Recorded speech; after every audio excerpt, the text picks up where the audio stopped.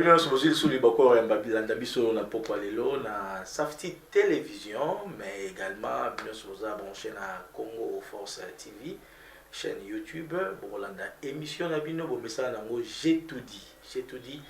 Na kati émission de tolobaka makambo nyonso na motema na invité to beta masolo nyonso o nazo ya mamkola lelo. Ezali bongo Maître Baye bao bayebi azali bongo résident en Afrique du Sud, akena mikolo belé plus de 10 ans, 15 ans, voire même 17 ans afin en Afrique du Sud. Na bongo to beta masolo ya Afrique du Sud, intégration na ye lelo yo ti bakoma na mouvement ba combattant et bango bazali bongo ba pionnier na kati ya mouvement wana to sola na ye ba objectif na bango et puis lelo yo plus de 10 ans bilan ya ba combattant ezanini par rapport à musique congolaise, par rapport à domaine ya culture oyo bango ba pona bongo kokanga po ba lobela ba idéologie na bango. Donc bote la bien sur le bakoro la biso boza effectivement branché na Safety Télévision, équipe na Mobimba bazali bongo réuni Enoch Luyeye na caméra pe réalisation ya pourquoi lelo na PCP bino so mbote wala l'émission oyo à travers le net boye ba ki aso les émissions na bino numéro ya contact yango wana pona koleka bongo na émission na biso. Maître Baye Mbote papa Juvenal yo bon to yambi lelo bandeko bazotala yo bayebi kaka ke wala Maître Baye muto masana. Maître Baye né et grandi d'abord à Lemba. OK. Je suis congolais de père et de mère. Oui. Maître Baye Abima Congo suite ya makambo eta le kanambo kanabiso. Maître Baye bana o le kanambo kanabiso. Maître Baye sali au moins 18 ans en Afrique du Sud. OK. Et Maître Baye aza combattant. Ouais. Avant tout que je combattant wana mais discipline ni yo sala. Maître Baye azali ceinture noire na jiu-jitsu. Jiu-jitsu. Yes. Alors jiu-jitsu babundela ngo nini ko za judo te za karaté te. Ezali lokola eza self défense. Self défense. OK. Sanksi judo, OK. Karaté, boxe na kati. OK. Donc yango nde obimela nango bato ba otalo na minito bana lemba bayebi ke wana. Je salue d'abord mon petit Corbett Tox, Maître Corbett, Zulu, Flamme, Massoua, Maître Ems, Bana Bibende, tout. C'est-à-dire Maître Baye. Voilà, donc déjà plusieurs fois champion. Nandenga Libanda, à part ça, Maître Baye suis un peu militaire. OK. Dernière promotion d'SP. OK. Maître Baye c'est le paiement ming na vie. OK. Le loyo nyonso wana et c'est résumé kaka na masano. Non, nyonso sérieusement vraiment na masanoté. Maître Baye est ingénieur pe en Afrique du Sud à Baki sous Betty. OK. Azali diplômé en criminologie. Très bien. Maître Baye. Ah, d'accord. Alors, si koyo kobima na 18 ans na mbali boso de zone Congo ya moyo. Donc c'est la première fois ngana neta Kinshasa après 18 ans. Donc on peut dire évolution ezali na politique pour bon ozonga susu na mabele bo. Non, si je dis que évolution ezali na kosi. Évolution ezate. Mboka natika Congo boité. OK. Na koloba mboko ekufi penda façon. Par rapport à biso matotika Congo, surtout Lemba. Donc na ta vidéo mususu na kati téléphone na ngo na vu na Lemba vraiment assez regrettable. Comme na Lemba et biso bona na bana na bino passer la charité bien ordonnée commence par soi-même. Na va passer na moi na Lemba. Bah on dirait à l'époque neto yebaka bloc. Oui, comme ça la bande. Voilà, so bandi de super Lemba na batako 15 to banda super Lemba ti sous région. Ce que bana ba otanga ndé. Makelele nde makelele. Ce que banda ko na ba famille ba na bana. Bana ba otanga ndenge nini. Ce que rôle ya gouvernement eza wapi pour en finir avec ba petits joueurs. Maître Baye tozana ya wa masolo bandi boyoki déjà ba CV nae. Pour comprendre que en tout cas c'est un monsieur très cultivé na mukola lelo aye mais oye kotala kaka famille to oye pe par rapport à aux comme connaissance Afrique du Sud au talibo kabolona d'abord voyage n'angeza qui préparé. OK. C'est voyage moko et ça mis na 4 jours na maman qui pour je me suis décidé il faut na koma Congo. fallait d'abord kokoma komona bandeko komona pe mboka ngo de bamusu bato beta tolo mboka bongi mboka ezokende boye fallait komona ngo pour en décider qu'est-ce qu'on va faire dans le futur pe kotala ba paramètres mosusu c'est pour cela qu'on a qui dans Congo. Ah d'accord, mais lelo yo so ko kozong sa suma mukesima intégration ba période de voyage aka on intégration d'Afrique du Sud les to rappelez moi racisme, c'était comment ton intégration? D'abord, comment la ville d'abord, comment en Afrique du Sud, on a Bloemfontein. Ok. Et pas, on a la conférence, on a IC2 que je le salue. Ça les 2 semaines, et pas dans l'Afrique du Sud, dans Bloemfontein, dans Cape Town. C'est là où maintenant, on a s'intégrer dans la cousine de Moussa Sasso. Là, on a commencé à tenter à Kovanda. Exactement, cousin n'a pas eu une mission à aller travailler. Bon, le coup là, bisous bien na Congo, tout ça vraiment touche à tout, dans sa peinture au départ. Donc, il y a une facilité à s'intégrer. Malgré moi, là, je suis mon boulot, mais là, il y a comment qui na boulot, tellement na eu des cosala musala. Manager de la compagnie allait au Linganga Makasi. Après, c'est une même responsabilité. Malgré l'angle mon boulot. Voilà. Donc, dans un petit mot, question me repose à paix pour pont sur doula. Il y a des gens qui interprètent dans on dit là le bien anglais, il y a Ipsingai, il y a la zone ici en français de Lingala, il y a Ipsi Mondel. Voilà. Donc petit on a tout fait cela il en est passé. Donc c'est bon. Après cela, il est toujours ma papou. Alors la minute yo vraiment Afrique du Sud, Boyebi Afrique du Sud. C'est bon dans Bokalanga. Ok. On a passé parce que dans l'Afrique du Sud, je me rappelle en 2005. Et je suis le 2022. On est dans 7 ans après. On a venu dans Cape Town. Balabakoli. On est dans Bokalanga. Voilà. Donc, si quoi bon comprendre pourquoi on a invité qui mettre bail la émission à l'élo parce que après on a bon évoluer mais à un moment donné mouvement va combattant et bandit. Ton mouvement va combattre les bandits ils ont déjà en Afrique du Sud. Ouais. Bino ne besoin noyau ya mouvement là. Parce que l'objectif là nous a gagné par rapport à combattre nos bandits. Donc qui là nous poto bandits des relais par la bino to mouvement banamba mouvement les bandits tout quoi plus c'est en Angleterre. OK. Après Cape Town et puis Afrique du Sud et ceux qui ont eu le solo combat bien on comprendre que ils en a des pays où yo bah pas tant dans solo combat. Donc tout ces donnant tout ça pendant vie na besoin danger pour le Congo.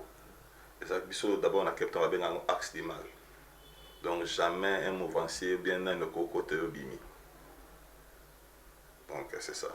Donc ça qui façon la bino à réveiller conscience dans niveau amboka. Ouais. Donc tout ça il va marche organiser ba marche tellement tout lobby ba yo quitter ba bien la bouche en famille n'a pas des oreilles.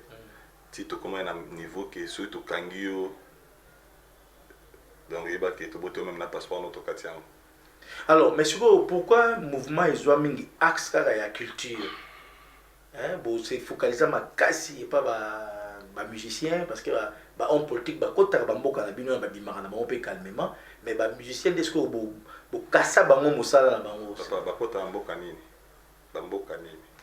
Parce qu'à Cape Town, même levé de fin, et tiens, c'est que dans le politicien à l'époque. Pour ton dire que les politiciens sont bien opposants, il y a tellement pour Cape Town. Ça, c'est la parole de fin que ça n'en repose en paix. Donc, on est de mouton côté. Jamais. Et jusqu'à présent. C'est ça bon. Ndé allé ko s'appelle la culture na carte ba musicien ba ils embargo. Bango bien sûr, il y a quand même musicien. C'est avec le comédien et le pasteur et les politiciens. Oh, il y avait même des pasteurs y compris. Ouais. Ah. Parce qu'ils ont un grand rôle à jouer. Donc, en tant que leader d'opinion. Voilà, ils ont un grand rôle à jouer dans Mboka au Congo. Donc, ils ont qui c'était pas seulement les musiciens. Ils ont qui les musiciens, les comédiens, le pasteur et les politiciens. Parce que par c'est pas ça, bactéries beaucoup. Alors, Lélo, plus de 10 ans après, bilan nini bozosala par rapport ya combat? Est-ce que vous sentez que badesiderata na bino mambolobaka ikomi koyoka na sikoyo to epe komi temps il faut kobanda koalléger bamesure mosusu par rapport bilan je peux dire que c'est positif. Okay. C'est vraiment positif parce que ceux qui le battent que c'est soulevé même partout dans l'Est pour le Bénin, c'est grâce à les combattants. Changement, il y a pouvoir de ça, c'est grâce aux combattants. Donc, bilan, je peux dire que c'est positif. Ah, d'accord. Donc, c'est qu'aujourd'hui, l'activité est belée, et nous avons comme bilan c'est positif. Ba musicien moi ba musubi ba bandoko tate ba nozonge la misala sikoyo na banda engelo baté que c'est bilan ça positif comme c'est continue toujours parce que nous sommes comme les gardiens du temple, donc tout ça on a pour nous kengela mboka engelo baté ceux qui ndekonanga ju a commis président de la République natika e pas de bomamboka na osala on a pour nous abéter toujours film façon on a toujours na molongo. Ah donc sikoyo alors dans ce cas là donc besoin recadrer sikoyo combat na bino et ça la sikoyo réveille à conscience vraiment même pour les dirigeants. Voilà. Ah donc comme le roi IGF. Voilà. Ah IGF à Congo. Komi. Ah d'accord. Voilà. Donc bonsoir la biso c'est l'émission J'ai tout dit donc ah tolobanga nyonso osa intéressé, voilà donc numéro Ezawana au Bengibiso, vous passerez aussi na émission le roi ami maître Bay, il y a un bon résident congolais de père et de mère bien sûr, mais résident en Afrique du Sud et Sikawapi, Azosa la Misala Naye et Sikapewapi, bah ça la réveil à conscience à travers combat au Baroba Poni, à travers groupe ton mouvement au bazo benga le combattant baza ya poto et pas belelo yo. Il y a des questions qui se posent, Est-ce que les combattants, il y a Afrique du Sud, il y a Paris, il y a Belgique, il y a Londres, est-ce que comment la relation, est-ce que vous créez un réseau moko pour bien se mener combat moko? Ouais, tout est banné parce que même en 2020, on a attaqué en Europe, avant le concert à Fali, on a attaqué à Paris, tout sur la carte. Si on a vu le téléphone, on a tout sur la Dombo, Bokechu, Papi Volcan, Babé Massombo, donc Fourmi Rouge, tout sur la carte. On a un réseau bien contrôlé. Ok. Ouais. Donc, comment ma famille peut boire qui a tout bien sur ça? Ceux qui le l'ont à Longwe, à Angleterre, tant qu'un combattant, il faut bailler en bagaille. Ok. Ceux qui peuvent bailler Afrique d'ici, ils sont des photos en bagaille. Parce que c'est en famille. Mais tu vois comment l'évolution peut, par rapport à Mamto, le Bahawa. Pouf, où est Rasson? Akiti na Afrique du Sud. Akiti na Afrique du Sud, Billy les Ola qui ça, Boyambi. Exception et ça la magi dengin. Bon, au moins, Ranson a se retrouvé toujours dans un bon moment, bon endroit. Parce que tout ce qui va conclave sur la cire, comment on peut faire? Bon, les appels comme message sont passés à tous les combattants, tout, dans le monde entier. Nabi ki belé babeta ki mabako ya oloba pourquoi bino bafungoli concert parce que ba comprendre idéologie té. Idéologie na osenga na bande kotu eza boye. Et comme moment où photo sangana. Babi unité fait la force, l'union fait la force pardon. Toi on a besoin de faire na bande qu'on a besoin de musicien. Ba comprendre pourquoi de pikisa bango mamba concert libanda. Et toi c'est bango maintenant ba lignée de conduite parce que bango ba na rôle à jouer place on va voir na yosuka. On a besoin d'eux. Balobe Lamboka. Place ma bise, elle va bombarder. Baloba, le qui va imbaka. Babolingo, ba futilité. Balobe Lamboka. Il y a un moment, après conclave, on a eu Rasson Aeki. Puis, on a une conférence de presse solo, le PC, la directive. Et je les remercie vraiment énormément. Dans la mission, il y a un Congo. À Komi Kolobe Lamboka. Donc, il parle bien du pays. C'est ça qu'on a besoin. Il y a un France, Angleterre, Belgique. Tous ceux qui ont organisé conclave. Tous les gens qui ont mission en France. Tous les gens même délégation, tous solo. Et là, ça, c'est là en famille. Donc, le mission, le gouvernement a besoin de la conclave. C'est toi. Toi, on a besoin d'un musicien, d'un comédien et le pasteur. La conclave. Voilà. Ok, bah journaliste c'était. Tu peux inviter quelques journalistes. Pour inviter quelques journalistes. Ouais. Hein? Pour bon, on peut attaquer Bapandi Sango. Ouais. Ils peuvent toujours contribuer. Alors, mais si Koyo, c'est vrai, il a lancé un message. Hein? Il y a Kolobela Mboka. Tu comprends avec ma leçon et Simbaki. Mais qu'est-ce qui fait sur que Oya Awa, Bozo la rigoureux, mais les musiciens congolais ont besoin d'évoluer dans le Bino, Bango besoin d'évoluer sans problème. Mais Bango déjà, tous les diaspora, Batakana marche. Tout le temps, Bango. Mais non, nous avons besoin de bateau Bazaka sur place parce que Baoué en sorte Bazaba Combo. Les Fali, les JB Piana, Ferré, Bazaba Combo. Héritier, Inosbi, Bazaba Combo, Lelo, ceux qui ont mis album Naï, ça cartonne partout, presque le monde entier. Donc, Bango dit à notre faveur, Bango, please. Parce que maintenant, on a besoin de Bango, tout ça, l'alliance, tout Fanda. Il s'appuie moins que ce qu'on a sapité. Elongité, mais avec Bango, tout ce que Sangani, tout Tambo Samakambo. Nansi, Binomo Bolo, après, il change, mais continue beaucoup. Total, artiste a évolué à la PEPA en Afrique du Sud, artiste Mounene, Jackpot BT, auto ça la featuring na Weranson, to landaye et bon to zonga, to continuer ma solo, au bete la biso, ma solo pe Jackpot o évolué à la en Afrique du Sud. Donc à la régie, proposez-nous tout match avec Jackpot en fuite avec Weranson. Masa masa maso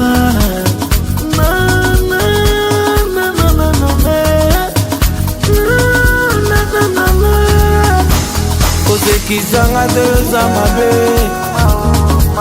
makambo zosala ozopesanga pasi nayebi te po oyebanga la loba yo un jour yokokanisaka ngai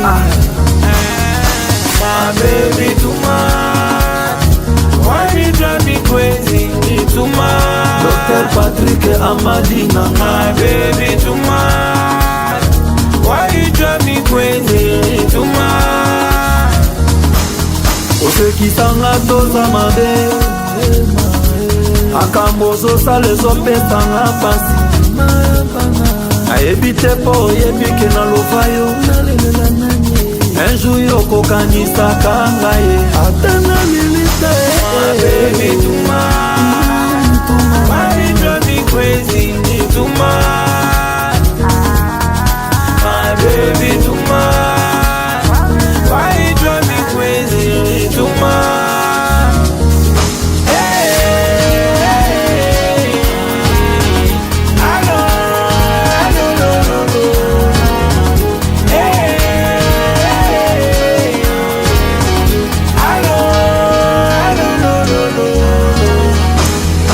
I know kalanga kidogo ata yo boinga na bozo mususu kalanga bien na zande kidogo ata yo boinga na bozo mususu na defanga kayo tina familanga na ndimi vraiment makambo balobaka aux aventuriers lolendo ya pamba oza moins sérieux my baby too much my baby drive me crazy too much my baby too much Amadou Jabi why you drive me crazy too much my baby you are too much why you breaking my heart I just wanna know that I don't need drama no cause you break my heart no you should know love God. I'm tired of the lies they promise me. Yeah. My baby too much.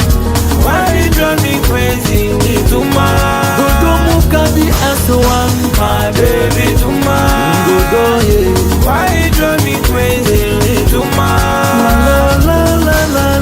My baby too much. Why you drive me crazy too much? My baby too much. Yannick Kinia. Why you drive me crazy too much? Oben Kadima.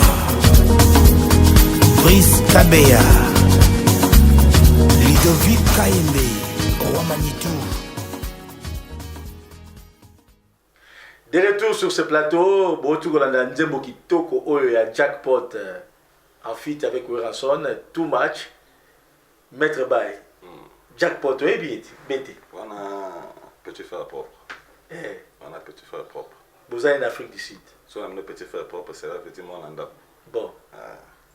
Que tu balou qui vit, Zandéni, petit nanga Zandéni, ah, petit mokate, tu faut tout le capable de damer, tu fais tout damer.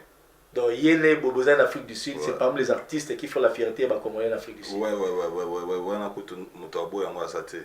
Parce que toi, l'artiste congolais, belé en Afrique du Sud. Mais si on a dit que besoin de la chaîne sud-africaine, on a Jackpot. Ok. Congolais. Mais si vous featuring, il y a Ngiama. Bozaki sur place, tant qu'on va enregistrer, tu as dit qu'il fallait abimisa Nzembo Moussousou. Mais du coup, pouf, Oebimi. Qu'est-ce qui s'est passé? Yozaki sur place. Bon, moi, le long, on a colobé mingi musique. Le long, on a la plus. Mboka. Donc, Jackpot a petit nanga. Makambuya va featuring, ya Weranson, Toyan de Jumsuto Solango. Ok. Mais le retour de la plus Mboka parce que Makambuya a beaucoup fait changer. Comment va-t-on comment vendre Azolte Kabiloko Awa Salitango me battre le bon normal. Il faut le Belamboka, papa. Alors, dans le Belamboka, directement, je crois que vous faites allusion aux dirigeants. Hein? Parce que notre niveau naïe, bourgmestre, gouverneur, ministre, chacun à son niveau, il y a responsabilité naïe. Des fois, est-ce que les loyaux n'ont pas combien d'années? Bon, on va cibler. Moutouboye, l'obélier directement un tel. Parce que tant que tu es dans Mboka, ils ont un peu vague. Parce que les gens ont chef d'État, chef de premier ministre, ministre, bourgmestre, tout ça. Non, mon frère. Oui, les lots, tout est comme ça là. Donc on va parti pris. Ok. Au moins là, tout Bundisa, Kabila, l'on a le pouvoir. Est-ce que Kabila, on a un bon à est? Mais nous, c'est nous là, Tanani. Et là, tu entends que un Mboka. Voilà. On a mis tout Mboka Zabente, si photo acquise, tu as félicité ce qu'il dit. Donc, tu as acquise, et puis tu as le banaï. Moi, je m'adresse à lui. Papa, Mboka est tambo la bienté. Mboka ezamabe. Bah, j'ai tout ça, tu as commis dans le lot. Mboka est malade, tu as commis le bas. Oh, son molo, oh, bah, conseiller.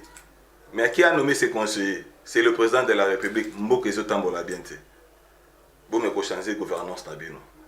Parce que biso toza derrière notre lemba combat paye aussi là. Donc c'est ça. Donc vous avez décidé vous allez vraiment inspecter et mboka la biso. Et ça combat là vite pour notre pays. Nga politicien té. J'aime pas faire la politique.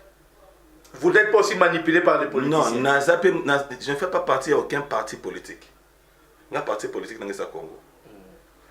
Je Congo ils allaient bien, bah tu vas comment se retrouver parce que je suis tambolé.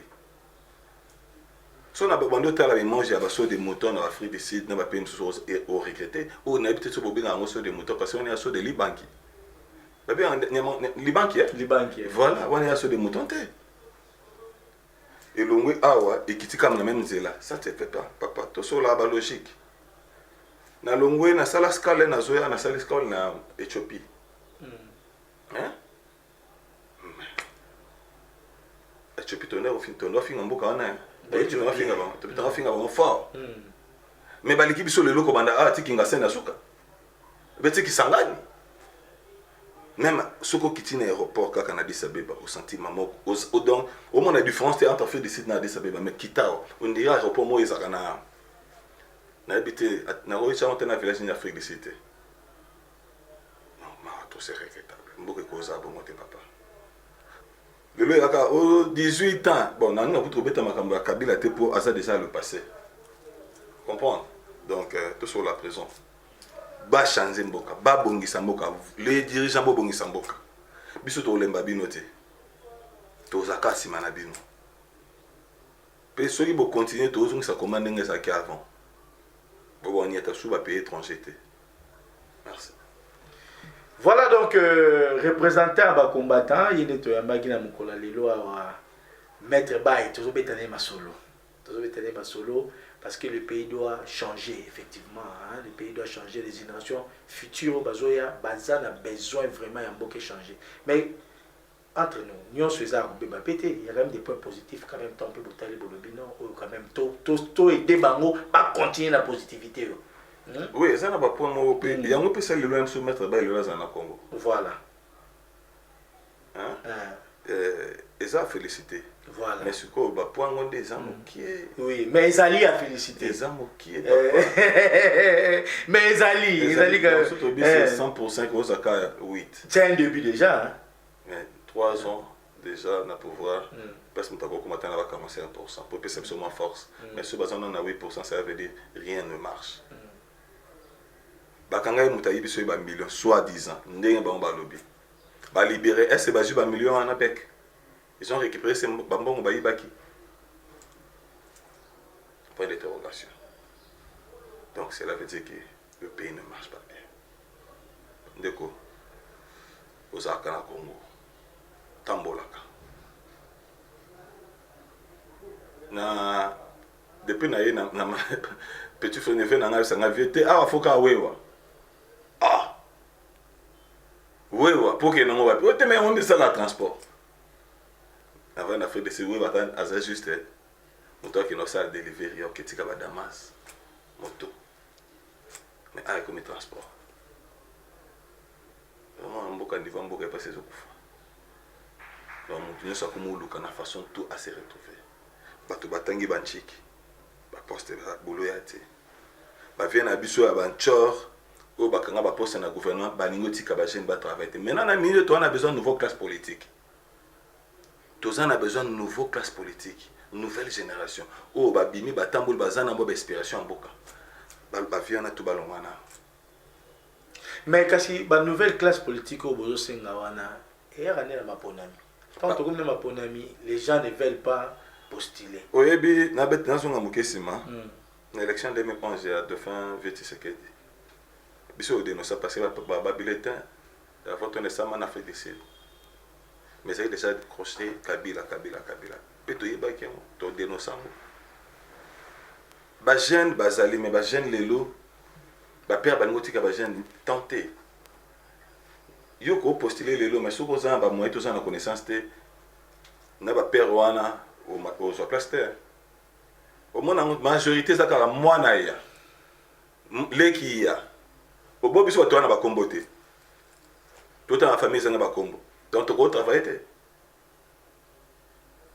Mais il peut y arriver aussi que bien pe na ba pona mezo ya ba combattant pe bo délégué pe ba candidat na bino. Ba massa bazali, ba nga déjà na biso na deux part. Na linga politique te. Na linga ko sa politique te mais j'aime beaucoup la politique. Na nga contrôler ndemboka. Mais na postuler na vision na te. Ya mon na bandoki. Donc, Bandeko Bazali, Baza welcome à postuler pour soutenir 100%. Même Bazaka diaspora, Bazaka diaspora, toi aussi en diaspora, Bajen au Baza même sur place. Mais Bavé Batika ne mouté à ma Bébati Kabajen va postuler à l'aise, calmement. Ce qu'a gagné, PC va voir, n'a gagné, PC à sa boulot, n'a et a été bolanda, on a un beau corrompre, Bango Bibi Sabon, Vision, Banango, pour l'amboka. Parce qu'il y a un des autres salama. Alors, maintenant, si on a un calcul, les stratégie nous en place pour coincer davantage les gens à faire le travail correctement. Le gars, en tout cas, la mboka, si vous voyez, aux autres, vous avez la bonne IGF. IGF a kangi batrou. Alors, binosco la minute, la stratégie nous en place, pour contrer les dirigeants à faire le bien pour la population. Non, d'abord, la chose à faire, d'abord, on a besoin d'unité entre nous et nos frères musiciens comme des pasteurs. Surtout, si on a un message, parce que moi, je suis pas bichoté. Mais là, on a un peu c'est des mots, on a un musicien et je joue quelques rôles. Après, on a un quitté. Tous ceux qui ont été qui l'ont moté.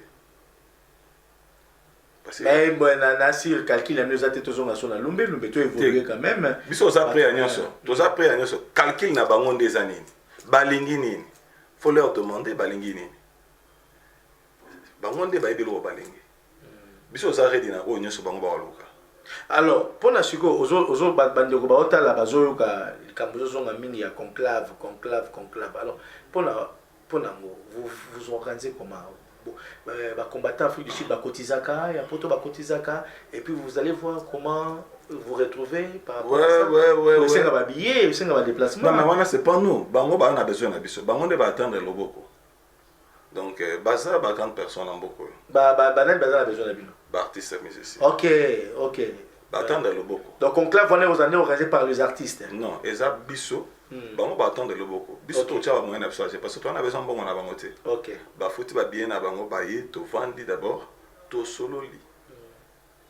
To yebisi bango le pourquoi. Après ba yebi le pourquoi. Mais c'est juste qu'on orienter beaucoup plus maintenant au nouveau directive. Après passer welcome au better conseil partout passer na besoin mais juste ba passer un message. Il y a ma kamamboka, ma bezole kanamboka, ba dénoncer. Voilà. Problème na ndé yango wana ndé ya makasi. Fait changement fait ça. Tant bon bazo ça ba jouer la dénoncer politique au sur place ça la changement ya mboka. C'est à ce moment-là que Kimi a beaucoup la vie peut reprendre partout. Voilà. Mais les yo ba tout so ba Rolanda yo, ba zo c'est pas un discours na yo, ils sont leaders politiques, ba kutana na yo, il y a toujours activé la ligne politique mais kokutana ba mouvement citoyen ba tout so peut pouvoir peut ko benga yo ba bosolo la paix kota la nini pour créer toujours rapprochement wana pour la comment conjuguer les efforts pour la mboka. Tu na kokuta d'abord na politicien te. Le ba na kokuta na mouvement citoyen. Mais pas pouvoir ou les hommes politiciens. Moi je suis pas politicien. Moi je garde des corps à temple. Ningi le ba de connaître ce fils mukoko. Donc na besoin kokuta na ba moté. Sincèrement. Nada a besoin de bamote. Le mouvement citoyen au babunda pour Namboka, mais pas les politiciens. Mais le ministre de la Culture, Rolo Bageno, a Koutana Bino, Bosolo la paix, Bakoti Makambo, ya conclave, tout ça, banini. Mais ce que qui est votre point focal? Nanyo, Aza, Molobel Nabino, Bawebike, Baroko Koutana Nayepe, Basolina. D'abord, au moins, il y a la presse pour avoir sa combat. Na combat, tu as un président et tu as un concité. Donc, ce mouvement a lobby, Aza président va combattant à cause. Comme Netina personne peut pas, il y a bien sûr on a capté. Décision sont en assemblée générale. Ce va lobby T. Ce va lobby oui. Donc Netina a vendu un juste goutte à maille dans quatre océans. Parce que d'abord on a salué base Kaouzi Biega. Tout na matungolo je vous salue petit nanga bayi moto général Malila tous les combattants capitaine la salutation na binango de la part de maître Baingo Bumbango Sokombango autrement dit on va en chat. Il y a que bitumba pas tout ça on a nous allons peu près ceux qui au bout là on a moni pourtant aux allons la crier quand malheur bon c'est que madame c'est peu mutai pe la jambe à kofi pe c'est pelicier hein c'est toi quand même valide mais HPC pour ce n'est pas parler mais toi mi bali on soit moni à mettre ça paquet na les l'année zoto fort zoto piège. Non mais c'est l'émission j'ai tout dit donc l'invité est libre de parler. Azoloba oyazo koloba pour intérêt à mboka donc voilà tout se plaît tout yambaye parce que la réalité oyo eza ebelé bazo ko na musika mais nous avons l'occasion d'avoir un témoin oculaire yeyo to yambie parce que bazo on va fongola ki wera son porte pas fongola ki porte comme si même bopesina ekoti ya bazulu c'est juste simple symbole to la qui c'est que le quoi ndimi kovana na ba combattant bayangi honorer na c'est sur bat balandi manche ba mona to mama akiti na base donc quand on parle de base ça place sur ba combattant ba kuta na place bazoma bo yamba iwera wana non ba c'est aussi normalement to tchanga na place ya Armatungulu. OK donc on a la base place réunion il y a ba combattant et salama kana captain donc moni akomaki wana okepe message na kati ya Armatungulu na sibino mo pe Rolanda et pas moni avantage à vendre na mutu wana d'abord c'est un ambassadeur de la paix voilà ça batebele bande ko possibilité mais to vendre na mutu wana on a beaucoup compris au sentir que Azana Sociamboka vraiment sincèrement Azana Sociamboka donc on a goûté le bamoté Maintenant, tu as aussi un peu tout, artistes, comédiens, artistes, musiciens, pasteurs. C'est le moment de parler pour notre pays. Si vous avez un côté, c'est que vous avez un complice, il y a un maman na biso Congo. Pour dénoncer, il faut qu'on dénonce bango. Il faut qu'on le passe ma bezali. Na évité pourquoi bobanga. Alors que si tout bien va serviteur de Dieu. Na va ta soi-disant parce que bien beau jouer rôle ma belle na mboko. C'est le moment où c'est racheté. Hein? C'est le moment où c'est racheté parce que si on se racheté ata biso opinion binoté. Nzamba opinion bino. Parce que bino besoin a droit na mo à dire si c'est terre. Baba biso mingi lokwa tolinga na biso mo bokoko mingi. Na pesi ba okande message. Au petit moment message baza concerné bayoki tous profiter tous saluer bandeko nyonso bazolanda biso à travers le monde hein. Donc, depuis Paris, Lorient, Ingwen, na mwasi na yo, to pesi mbote, na Londres, Alain Balanga, hein, Fomompa, hein, la Belgique, Eddie Balanga, na maman d'Hélène, to pesi mbote, biso, na États-Unis, Nene Katumwa Vangu, donc, aux Olanda biso à partir à États-Unis, binos bandeko. Vous avez le numéro, Olingi, vous avez en contact Nabiso, vous avez le numéro, appelez-nous, total Nenini, to conjuguer belle force, vous allez banda tout ça l'émission, tout ça va vivre, point de vue nayo. Le quoi tout sur la maître bail, mais maître bail les loyo. Oye pour Moni Congo par rapport à sport yo ça là. Idées athées en font ça de jour pour nous encadrer les jeunes. Tu sincèrement pour nous encadrer les jeunes en un sport. Non. Sauf que le bina na le oui na c'est gana aussi. OK. Mais c'est juste que moi, 3 jours passés, dans un quittant, il y a un petit, il y a un écologue, il y a un petit, il y a un petit, il y a un petit, il y a un petit, il y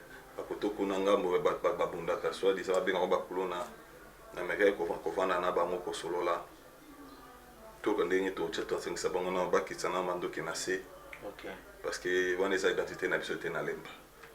Donc mon rôle est de jouer d'abord en Goa. Ah, très bien. Alors mais c'est déjà un pas hein, par rapport à Mboka. Voilà. Donc appui wana et ça la bien makasi et puis na lemba ba tomaeli pe bazali belé ba maître Julio Kondo hein maître Julio na yebi ki tango ta l'émission ozomona maître Bay hein yoza muto ya bik hein maître Julio nazo pesa ombote na cabinet na momba ya ba avocat mais maître Bay azali donc bozo comprendre que en tant que bana lemba vous avez besoin de bateau baouti banda baye ba comprendre mais les loyo par rapport au pays à domaine de la criminologie.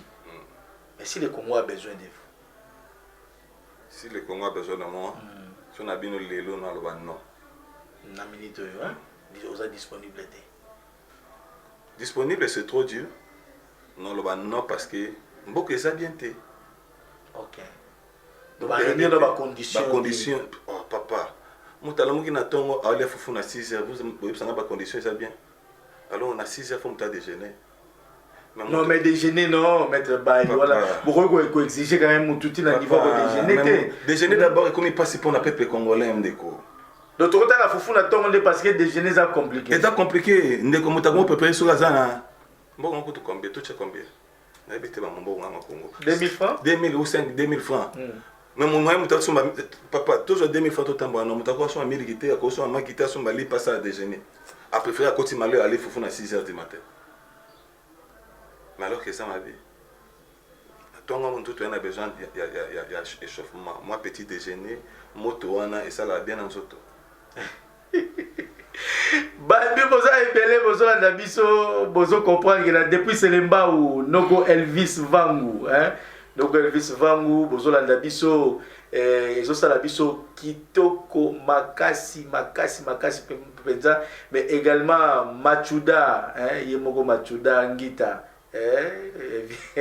boza bola da biso dasi boza le sengo bozo mona maître Bay azo loba azo pesela ndenge makambo fo ezala normalement nazo basusu na 2005 wana pour kendaka mutu moko kendaka Afrique du Sud tala komi à déjeuner maqué belé mais dans al bengi al mais déjeuner terrible. Donc pour dire que en tout cas et ça va bilo comme moko élémentaire toujours c'est quand mais ça va élémentaire au moins il faut vivre dans le voilà. Donc dès que ngana na biso na bima la flette na ta na mo ba ba la fofu na sise kamusanga. Restaurant moi en face nanga restaurant maman moko abla na habité à bana olamba et nini. Mais 6 heures de Olia déjà. Aux la flat total scandalisé. Quand on fait le kélan, on a comprendre qu'on a un problème sur la super. Donc, bande de coups. C'est sérieux. Vraiment sérieux. Il faut tout bunda. Enseigner à tous les Congolais, tout le peuple congolais, tous à conscience. Beaucoup yo, et ça a biso, et ça a moutoté. Ça nous appartient. Surtout bundé langoté, moutumso a bundé langoté. Ba master, ba mama, ba papa, ba ndeko, ba leki. Congo. Nzambe ne tape sa bisongo. Ezaki volonté na biso te to botama ba congolais. Au monde tinga la vanda na lela Congo fort. Na lela Congo fort ya moni na bundela amboko. Parce que ce biso ne sto sangisi maboko. Congo ekende liboso. Peto stopper ba miyibi ba ya détruire mboka. Pe oui, biso Congolais toi un problème. Moi moto a tel monsieur a autonomie kanda mais il moi se présenter mais yo mon normal. Na ba gens de l'ordre va un problème. Oh, ça la maté, il faut maintenant se présenter. Voilà. Moto yo kangelo ko na mo boy abi ki no gouvernement tinda ki fa ba no kangango. Oh, mais un bulletin de service. Papa se présenter l'accent bulletin de service na musala.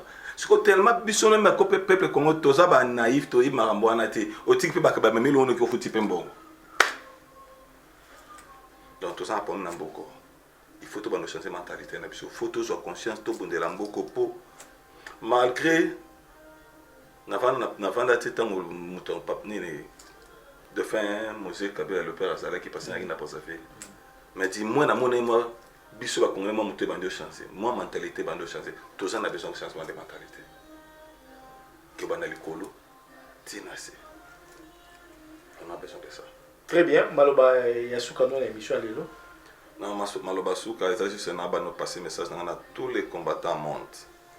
Bande ko to 8 ans au solo landé to solo la toujours. To lembisa moi singa moké. Na bande ko na so ba musicien.